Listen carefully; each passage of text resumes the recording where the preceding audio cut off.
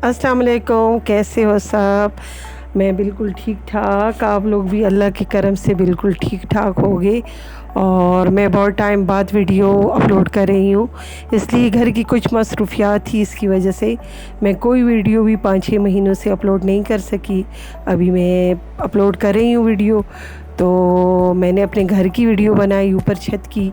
माशाल्लाह हमारा छत बहुत प्यारा हो गया है और मैं इसकी वीडियो बना रही हूँ अभी।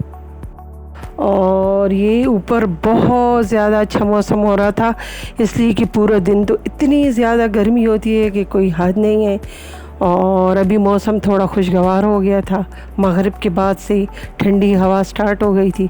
मैंने कहा चलो थोड़ी थोड़ी वीडियो में लेके आए।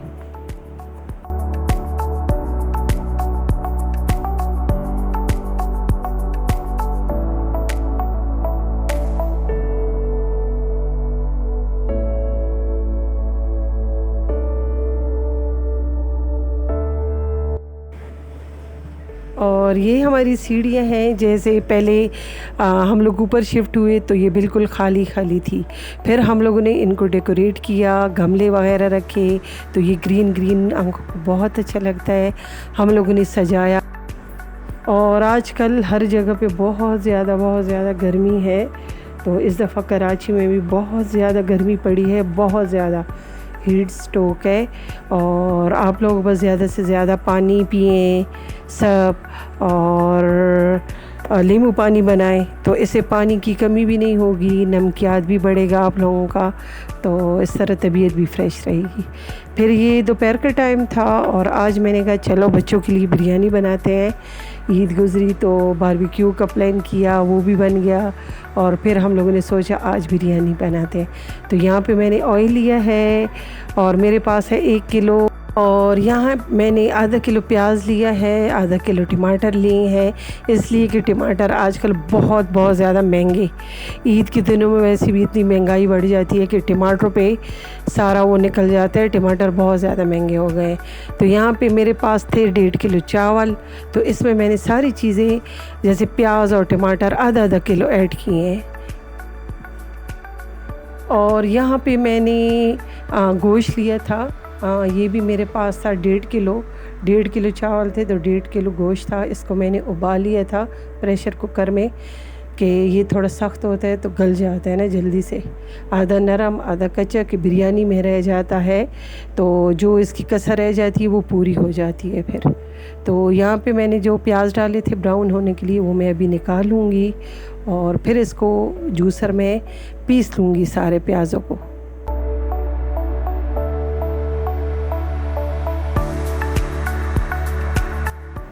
और यहाँ पे मैंने थोड़े से प्याज इसमें जैसे रह गए थे, और फिर इसके बाद मैंने अदरक लहसुन का पेस्ट लिया, वो मैंने इसमें ऐड किया, इसको अच्छे से मिक्स किया।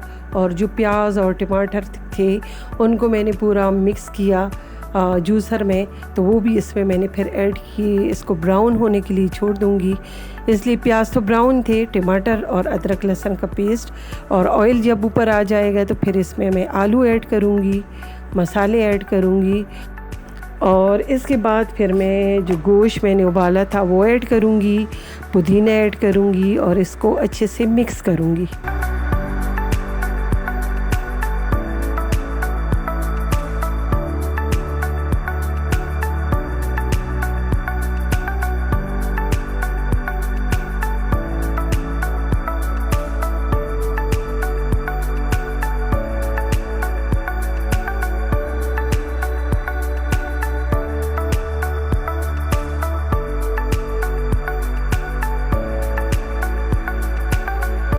और यहाँ पर हमारा मसाला जो है बिल्कुल रेडी हो गया है। तो एक साइड पे मैंने चावल उबाल लिए थे और मैंने ठंडा होने के लिए रख दिए थे, तो अभी वो इसके ऊपर तह लगाऊंगी।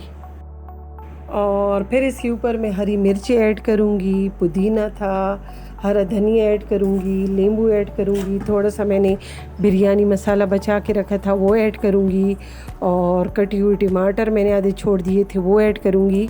इससे भी टेस्ट अच्छा आता है। तो फिर इसको मैं दम दूँगी।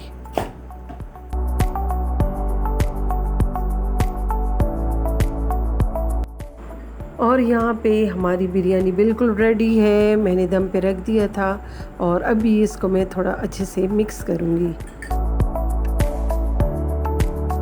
और अच्छे से मिक्स करने के बाद इसको मैं एक प्लेट में निकालूंगी। ये देखें, और मैंने साथ में सलाद भी बना लिया था, चटनी भी बना ली थी। इसकी वीडियो में मैंने आप लोगों को पूरी रेसिपी इसकी मैंने दी हुई है आपको, और चटनी की वीडियो मैंने दी हुई है, आप लोग मेरी चैनल पे जाके देख सकते हैं।